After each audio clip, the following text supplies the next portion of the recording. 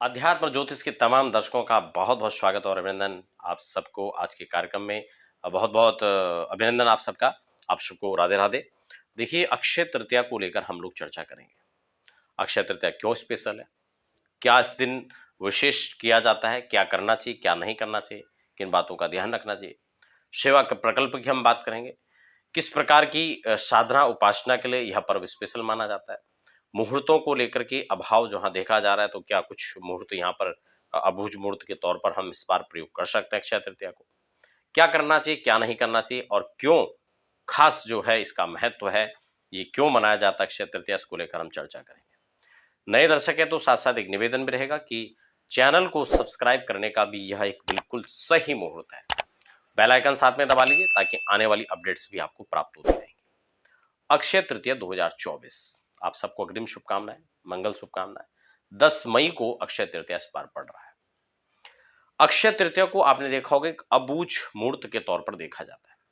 यानी जब किसी प्रकार से किसी राशियों के अभाव में आकर के, किसी प्रस्तुतियों के अभाव में आकर के आप मुहूर्त नहीं बन पा रहे हैं, आपको नहीं आपको समय लग पा रहा है, नहीं मुहूर्त बन पा रहा है आपके लिए, तो आप अबूझ मुहूर्त के तौर पर इसको देख सकते हैं। खासकर तब जैसे कि दो वर और कन्या के विवाह के समय में उनका राशिगत आपस में दोनों के राशियों का मेल न बन पा रहा हो विवाह के लिए, तो इसको अबूझ मुहूर्त में कर लेते हैं।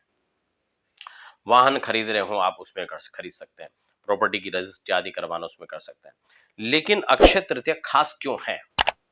भगवान श्री हरि विष्णु के छठे अंश अवतार के रूप में भगवान परशुराम जी ने जन्म लिया था और परशुराम जी की जन्मोत्सव की इस शुभ तिथि में उनका जन्मोत्सव मनाया जाता है। उनका जन्मोत्सव का आपको पुनः पुनः मंगल कामनाएं प्रेषित करता हूं। और देखिए, इस दिन भगवान लक्ष्मी के संयुक्त होकर के भगवान नारायण के पूजन की एक विशेष विधि है। आर्थिक संकट हो, कारोबार में कहीं कहीं ना कहीं कोई क्षति, समस्याएं चल रही हो नौकरी पेशा में, या फिर आप प्रमोशन पाना चाहते हैं, विद्यार्थी जीवन की बात है, तमाम ये सभी लोगों के लिए खासकर अक्षय तृतीया विशेष है। भगवान लक्ष्मी और नारायण का संयुक्त रूप से पूजन करना चाहिए। ये धन के कारक हैं, पुत्र के कारक हैं, यश के कारक हैं, आप समृद्धि के कारक हैं आपके, और सर्वस्व उन्हीं का है, सब उन्हीं के हाथ में, परम सत्ता के मालिक हैं। आपने देखा होगा कि बद्री विशाल के कपाट जो है अक्षय तृतीया में खोल दिए जाते हैं। हालांकि इस पर 12 तारीख को खुलेंगे, पूजा अर्चना हो सकता है अक्षय तृतीया में भी हो। तो ये जो है एक खास पर्व है। वैकुंठ के द्वार भी आपके लिए 12 तारीख को खुल जाएंगे। तो ये अक्षय तृतीया इस प्रकार से हम लोग मनाते हैं। खासकर बात करेंगे कि क्या आज के दिन करना चाहिए। खरीदारी को बहुत शुभ माना जाता है। खरीदारी में भी धातु खरीदना बहुत अच्छा माना जाता है।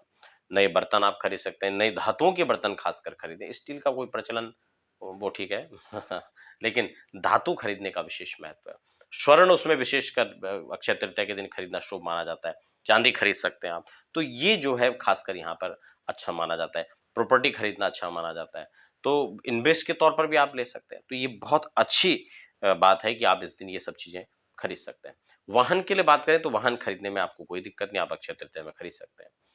तो ये आप जो है अक्षय तृतीया के दिन मुहूर्तों के रूप में भी आप इसको देख सकते हैं। सेवा प्रकल्प की हम बात करें तो देखिए, सबसे पहले तो ये कि जिसको आवश्यकता है उसको हमें कुछ देना चाहिए।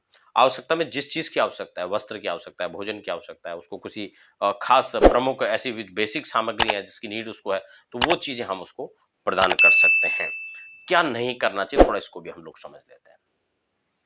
कई बार क्या होता है कि हम लोग किसी को आवश्यक रूप से कोई धन देना पड़ गया, उधार दे रहे हैं, या फिर कोई धन आपने लिया हुआ था कर्ज, वो आप चुकाने की स्थिति में है और आप चुका रहे हैं, उसको कर्ज को खत्म कर रहे हैं, तो अक्षय तृतीया के दिन आप अपना धन न दें। इस बात का आपको ध्यान रखना है। इसलिए अक्षय तृतीया को महालक्ष्मी का आप पूजन करें। खासकर मध्याह्न के समय जो पूजन की विशेषता है वो एक विशेष है। खासकर कहाँ करें और कैसे करें उसको भी थोड़ा-सा हम समझ लेते हैं, क्योंकि बहुत सारी समस्याओं का अंत आप अक्षय तृतीया में पा सकते हैं। बहुत सारी समस्याओं का निदान आप अक्षय तृतीया में कर सकते हैं, क्योंकि मुहूर्तों में भी एक शुभ मुहूर्त है, अबूझ मुहूर्त है और एक बहुत स्पेशल खास दिन है ये। इसलिए ऐसे समय को आपको मेरे हिसाब से नहीं छोड़ना चाहिए।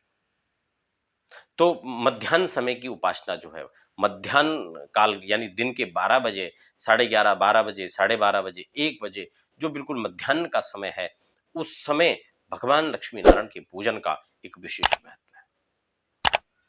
उसमें भी घर में आप कर रहे हैं, बहुत अच्छी बात है। लेकिन गंगा तट पर आप कोई साधना कर रहे हैं तो बहुत अच्छी बात है। आप शत्रुओं से पीड़ित हैं, आप धन के अभाव में जीवन जी रहे हैं, धन की कोई समस्या है, आप वाहन खरीदना चाह रहे हैं, वाहन प्राप्त करना चाह रहे हैं, मकान प्राप्त करना चाह रहे हैं, भगवान की कृपा प्राप्त करना चाह रहे हैं, तो बहुत अच्छा दिन है। खासकर गंगा का तट है, यमुना का तट है, तो ऐसे तटों पर जाकर के आप पूजन करें उसका, तो वो आपके लिए बहुत अच्छा एक समय हो सकता है। खासकर अगर विवाह में विलंब हो रहा है, तो वो लोग भी इस दिन भगवान विष्णु की पूजा कर सकते हैं। श्री सूक्तम का पाठ आप करें, अन्नपूर्णा का पाठ करें, अन्नपूर्णा की सिद्धि के लिए भी एक खास अवसर ये हो सकता है। तो कुल मिलाकर के ये अक्षय तृतीया आपके लिए कई मायने में खास है, विशेष है, स्पेशल है और मुझे लगता है कि आप इन उपायों से अपने जीवन को सुख और सुखशाली और समृद्धशाली, वैभवशाली बना सकते हैं। तो अक्षय तृतीया की आपको पुनः पुनः शुभकामनाएं, मंगल कामनाएं। आप सबसे विदा लेते हैं, फिर मिलते हैं अगले कार्यक्रम में। तब तक के लिए राधे राधे।